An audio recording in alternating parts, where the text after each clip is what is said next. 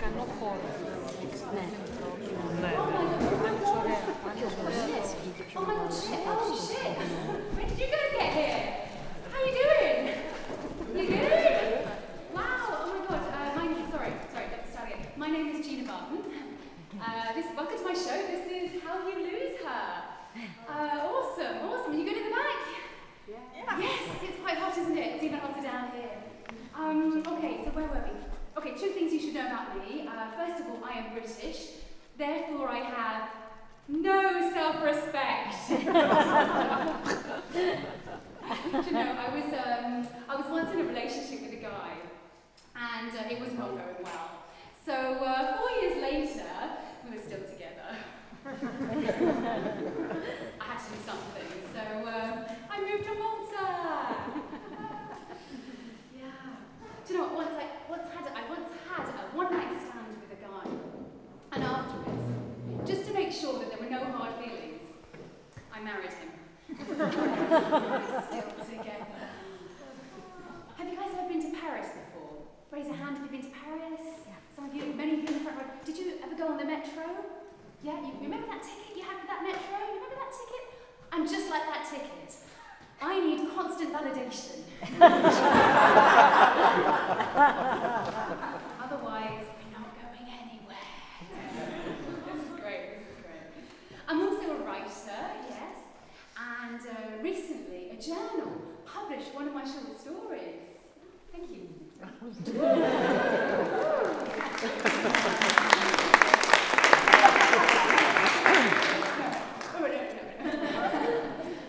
No, and it was cool. It was really cool. But it was weird because under the story they wrote, written by Joanna Bolly, which is not my name.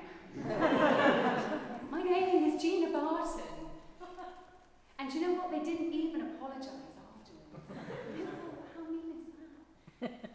Probably because I didn't tell them. And afterwards, just to make sure there were no hard feelings, I changed my name.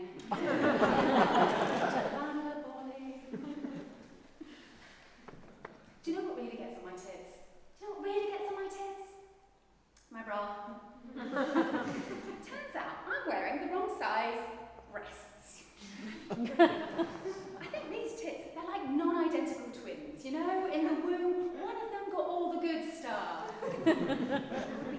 That would be the alpha. It's alright, you can all look, it's fine, don't worry, I give consent. That would be the alpha. She's beefy. Oh yeah. She knows her way around a bra. Oh yeah. She likes to play poker. You've got the alpha. Oh, she's shy.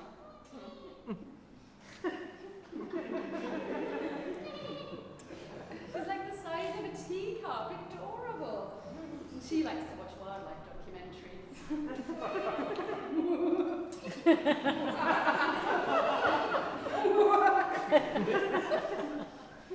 I mean, I should be happy to have tits, right? Because when I was a teenager, nothing. I was so flat. Boys looked at me in the eyes. For some reason, I wasn't happy with that. Do you know what I did? I begged the universe for big tits. I was like, please, I want D cups, massive tits. Please, bring me D cups. And I don't know what happened. Maybe the universe was like, oh my god, did she say D cups or teacups? And because the universe is a terrible people pleaser, she gave me one of each.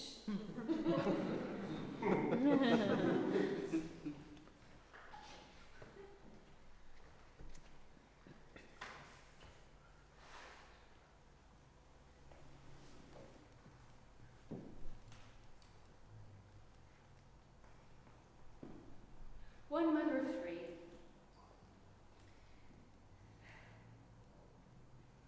Eyes that remind you of forget-me-nots. With blue eyes that remind you of forget-me-nots. Loving. Overworked.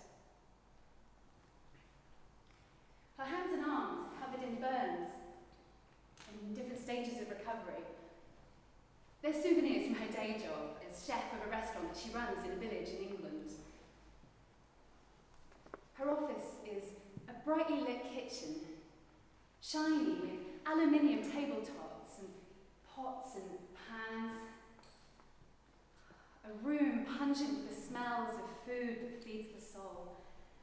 Steaming pies, lasagnas dripping with melted cheese, and a fragrant and creamy curried chicken.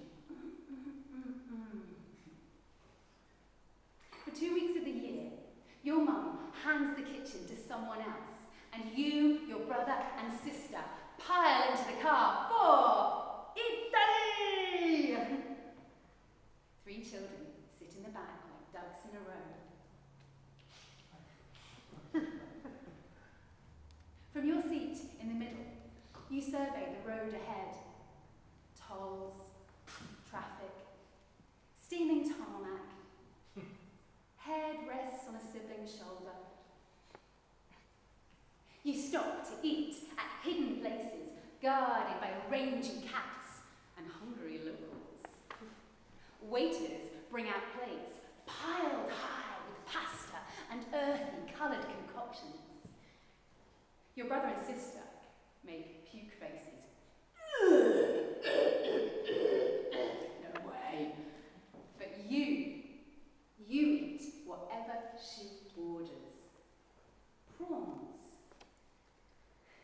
mussels, liver, squid, salty, chewy, sometimes crunchy, the taste of approval.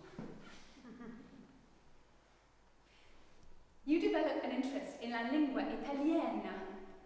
To encourage you, she buys fashion magazines in Italian. You admire the way the clothes hang off the willowy frames of young girls. At 13, you acquire a refined new taste. Skinny! Gina, have you had dinner yet? That's all right, Mum, I ate at Sally's house. Or, Gina, I've made lasagna, your favourite. It's all right, Mum, I think I'm tired, I'm going to get an early night.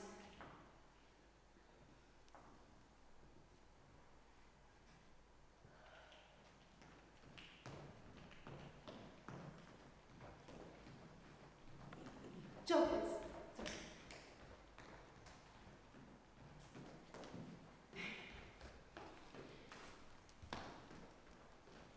Onlookers see absurdly tiny feet on the end of long stick-like legs.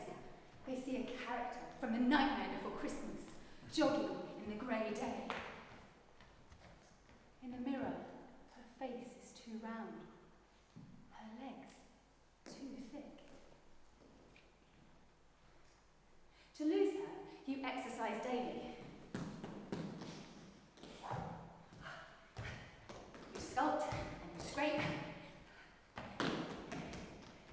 In your lightheadedness, you think you lose her a little bit every day. The periods stop shortly after they start. Is it something I did wrong? Your mum blames herself. When you go to the doctors, your monthly weigh-in, the needle on the scales goes the wrong way. Do you want to die? Your doctor asks you. To ease your mother's stress, you eat 3 meals a day. She's so happy, she lets you eat in front of the TV, where you watch adverts of skinny girls.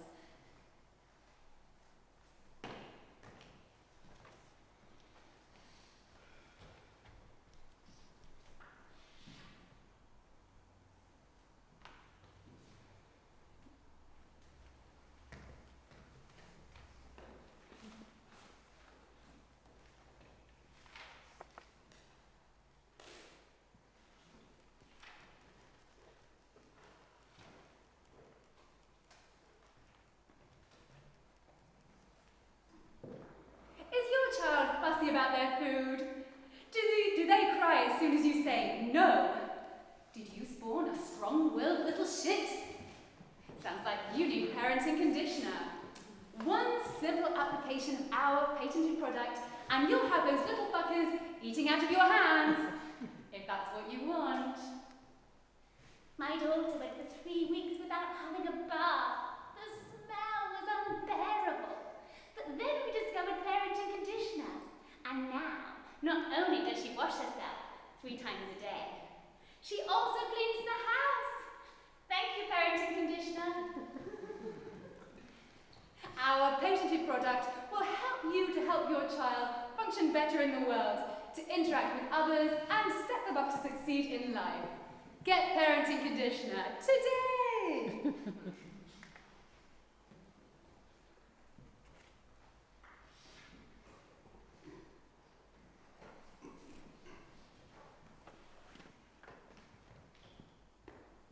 Oh, how about that parenting conditioner? What a game changer! Are you even paying attention?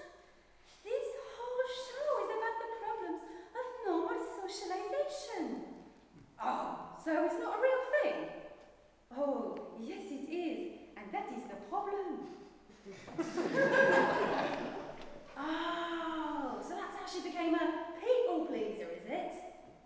It is how it started.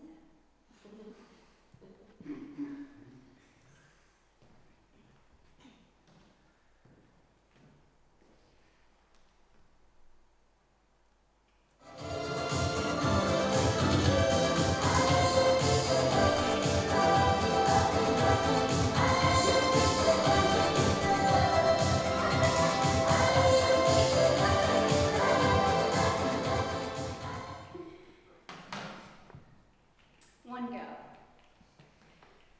good at art, shorter than you. She styles her long brown hair into a palm tree on the top of her head, creating a shade of cool rebellion.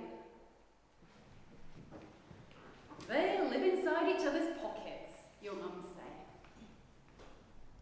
Whenever she comes to your house to play, you watch the hands of your clock spelling out the time, wondering what magic words are needed to make time go faster, to make her leave. You want to do your homework. Teacher's pet, she'd say. You want to dig up rocks in the garden. Immature. You want to lip sync to Kylie Minogue. Sad. So, you do everything for your friend's approval, hoping that it will free you from the burden of being her.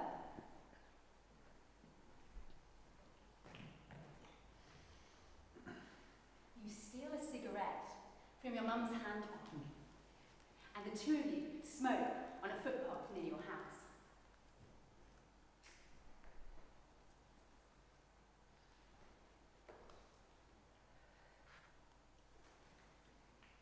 You're not inhaling, she chastises you.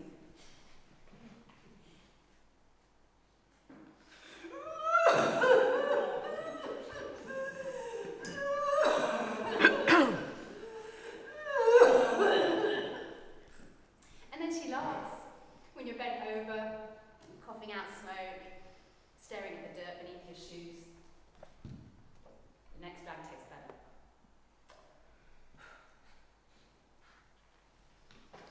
One summer's day, your teacher asks everyone in your class to write down, in order of preference, who they want to be in class with at secondary school. You pick up your fountain pen and you write who you want to be in class with.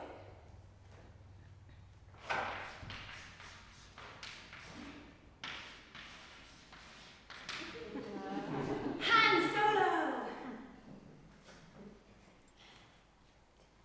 Months later, carrying your new backpack, you step off the bus into the cool September air, and you enter the red brick building of the school. Black dashes mark the blue linoleum floors from hundreds of kids' shoes. Room 4B is brightly lit. Inside sits your old friend. She pats the empty seat beside her. Months later, you both skip school and you take a train to a windy seaside town full of weathered mobile homes and shuttered shops. She snogs her boyfriend in his caravan. Saliva trails stretch from her mouth to his braces. You spend your pocket money on arcade games. When you eventually get home, you tell your mum everything. But why on earth did you go with her? She asks. How to tell her? You're addicted to approval. Salty, chewy, sometimes crunchy.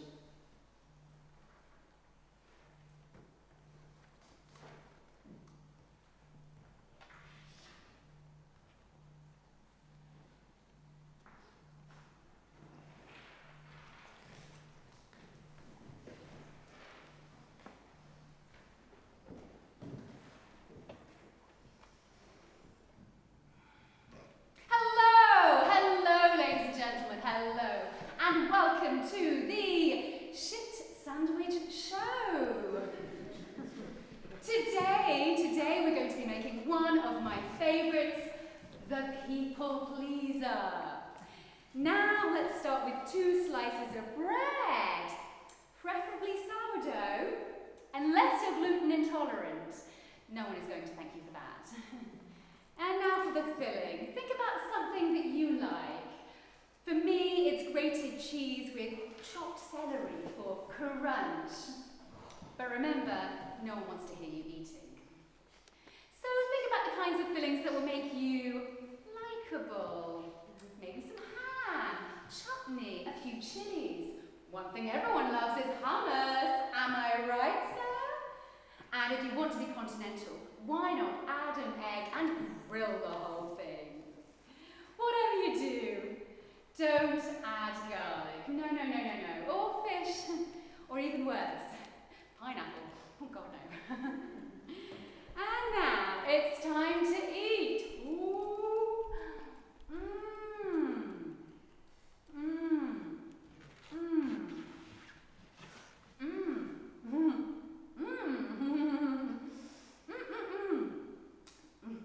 This sandwich will absolutely make people like you more. Well, some people. Most importantly, it will leave you completely and utterly dissatisfied.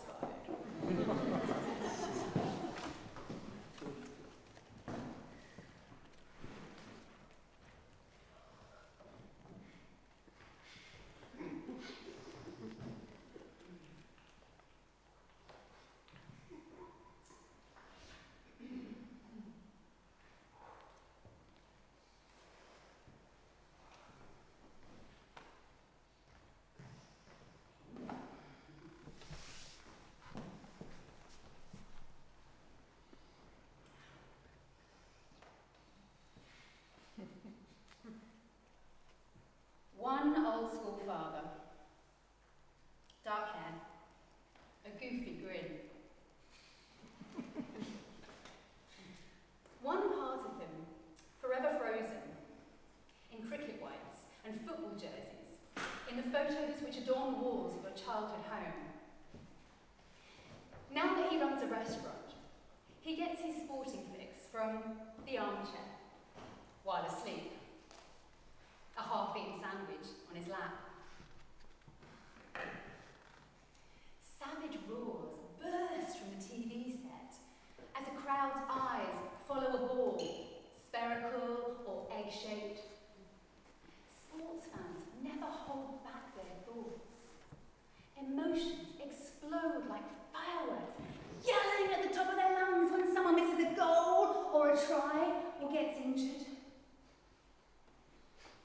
One day, that father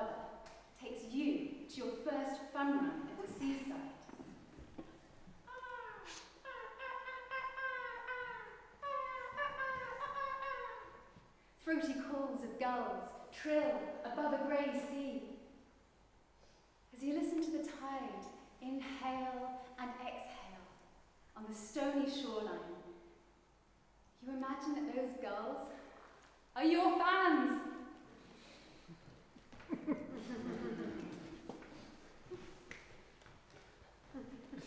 Bang! You jump for space at the start line, and then you sprint. When the other children are spread out, you slow down, and you eventually stop, gasping for air. The other children overtake you. You eventually cross the finish line to applause from the organisers.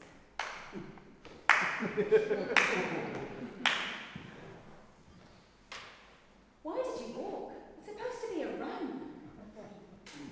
Your father's face is hard like the stones on the beach. After that, you run everywhere. Athletics, for the bus, to the toilet,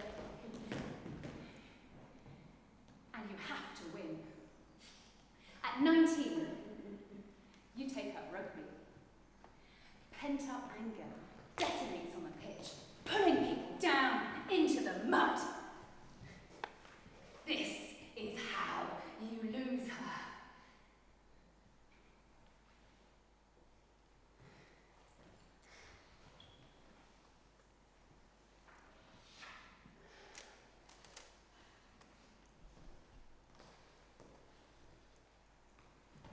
Oh, boo-hoo. It's not like she had acid thrown in her face or something. Have you never read Dr. Gabor Mate?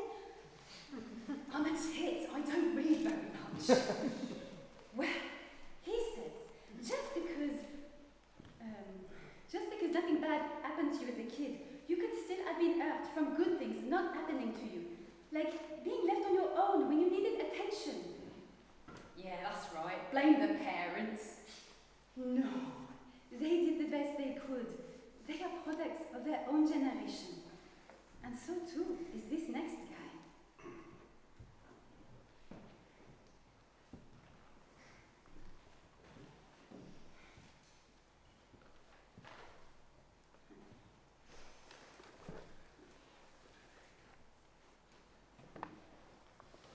One history teacher, Mr. Jones, a proud Welshman who played rugby.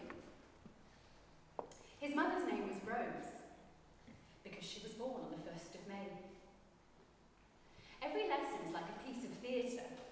He teaches you about wars, treaties, and Napoleon's pickled penis. History shows us how we got where we are, and why we live the way we do. And by the way, without it, we wouldn't understand our triumphs and failures. We'd just repeat the same mistakes over and over.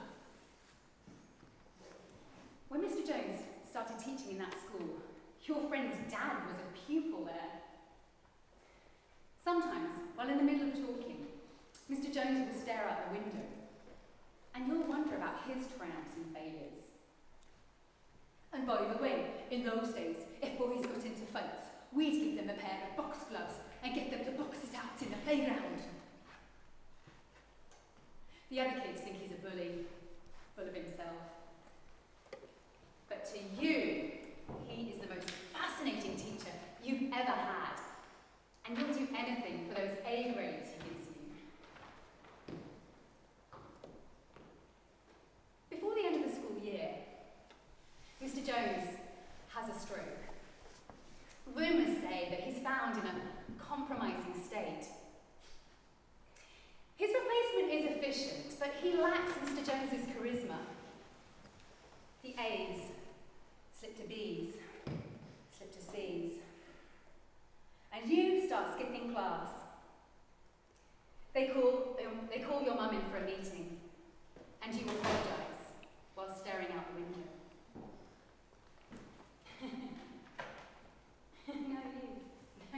No, you. One classmate. Hair as straight as a cocktail stick. The same colour too.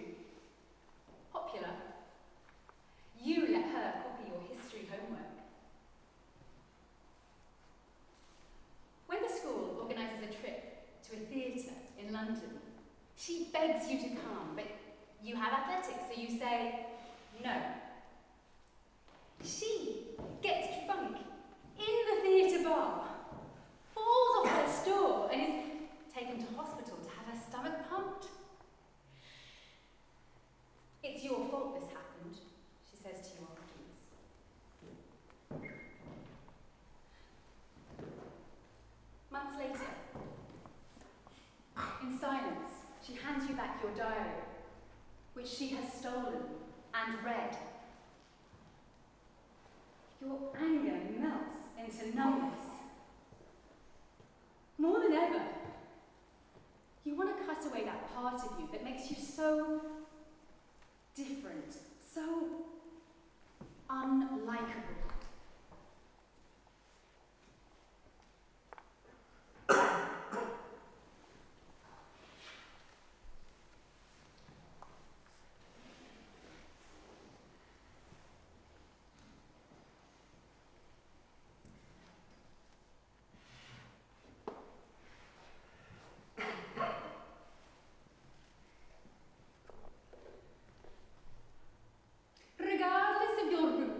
There is one universal truth. Inside every single one of us, you'll find a sorry soul. A tragic person who is flawed because they cannot stand discord. Make your life easier with this handy little trick. Seek approval in your life and you will never have a row. Never have a row, never have a row. Just a dive to people pleasing and you'll never be disliked in an unsatisfactory way. You might say that I am weaker because I am an approval seeker. As a serial people pleaser, I can only agree. But my unquenchable thirst to put others' needs first has gotten me this far, so why change now? Seek approval in your life and you will never have a row. Never have a row, never have a row. Just a dive to people pleasing and you'll never be disliked in an unsatisfactory way. When you hit a validation drought, often it ends in burnout. Because it's simply not possible to be the perfect person for everyone else while swallowing down your thoughts and neglecting your own needs. That is an assured path to self-destruction. At some point you have to create boundaries. Say stop. And if you don't, your body will for you.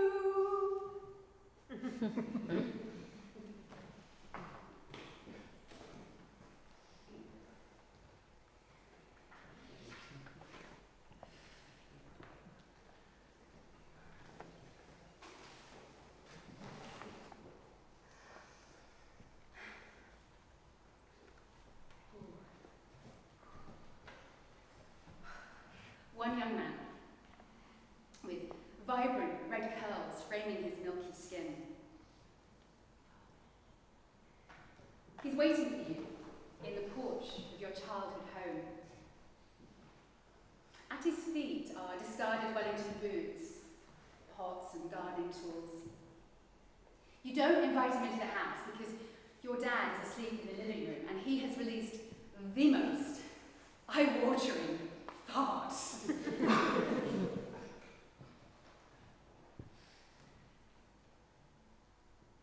You bask in the heat of the young man's fiery red hair as it brushes the ceiling of his Ford Fiesta, whilst he drives you to the pub beside the lake. Handsome mallards bob on the green water, sending out ripples which become concentric circles.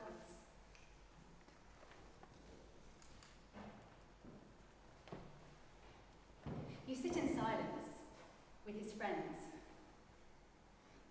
waiting for the squeak of the spring on the toilet door, which you have been watching since he got up to piss 5 minutes ago. Let's stay for a bit, he says. Your lips form the word no, but you're on mute. the buzz of wanting to be liked by him and his cool friends. An embarrassment at being her. This happens every Friday until he goes to university. Eventually, he loses you by sleeping with a pretty history student. This is what history teaches you.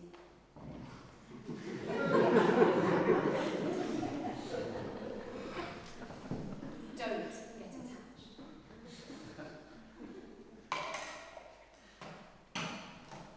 The restaurant your parents run. A dog lays by the fire that licks and cracks in a stone fireplace. Men with white stubble, sucking on cigarettes and pipes, tweed or not tweed, veiny noses. Glass is half empty at home, half full at the restaurant. Their eyes follow your arse in that stupid faux leather skirt. When you pour a pint, the strap of your bra falls off your shoulder. A customer reaches out a stubby finger and corrects it.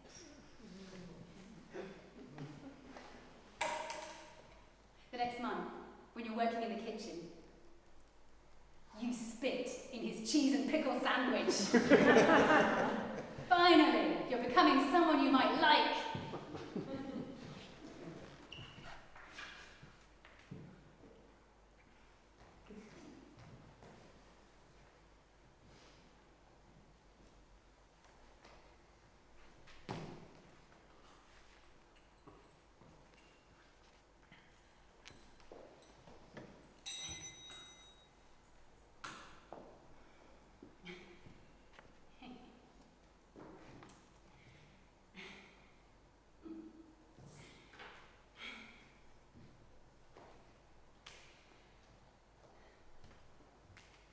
One young man, handsome, an artist. His voice is deep and tastes like caramel. Touch yourself, he says when you're on top. You've slept with other men, but he's the first to suggest this. You don't know what to do. You should know your own body better. Why don't you know your own body better? You place your finger where you think it should go, and you pretend to pleasure yourself. He closes his eyes, and you stare at the film poster from Weird Science above his bed. Until he comes.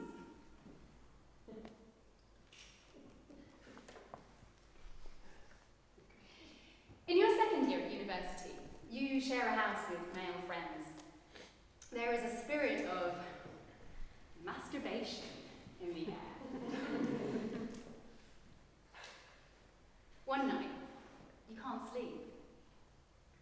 So you reach a finger into your underwear, and you rub that ridge that enfolds you like the husk of a coconut. And wow, wow, wow, wow, wow, wow, wow, wow, wow, wow, wow, wow, wow, wow. You discover a whole universe down there. The next day, in your lecture, you can barely write, your hand is so cramped. You love this new hobby, but touching yourself when you sleep with someone else feels selfish. Sorry, clitoris. Sorry, generations of female ancestors.